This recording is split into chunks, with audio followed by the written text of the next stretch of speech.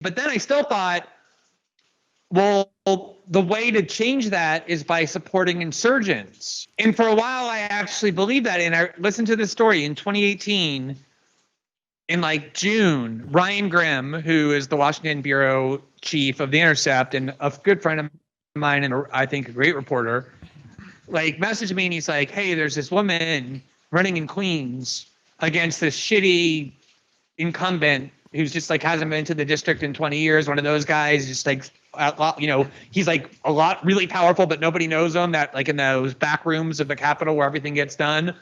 And he said, I think you'd really like her. And I was like, Ryan, I'm not interested in like supporting Democratic candidates. He's like, no, just look at her and talk to her. And it was AOC. And I like looked at her Twitter feed and it was like that week she had like said, you know, the Israelis had killed a bunch of Gazans, and she went onto Twitter and she said, the oppression of Palestinians is a human rights issue. You can't pretend you care about human rights in the United States and racism in the United States if you support Israel. And I'm sick of people in my own party. And I was like, wow, right? She's running for Congress in fucking New York City saying, I'm sick of Democrats supporting Israel. I was like, all right, I'm interested in her. And I went and then I interviewed her. It was like, you can see it on YouTube. It was like 250,000 people watched, however many.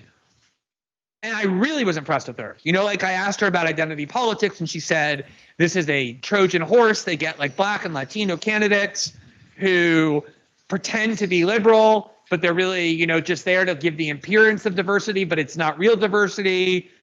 She said, I asked her if she won, if she would support Pelosi and Hoyer for leadership. And she said, absolutely not. They've been there too long. We need new leadership. I won't vote for them.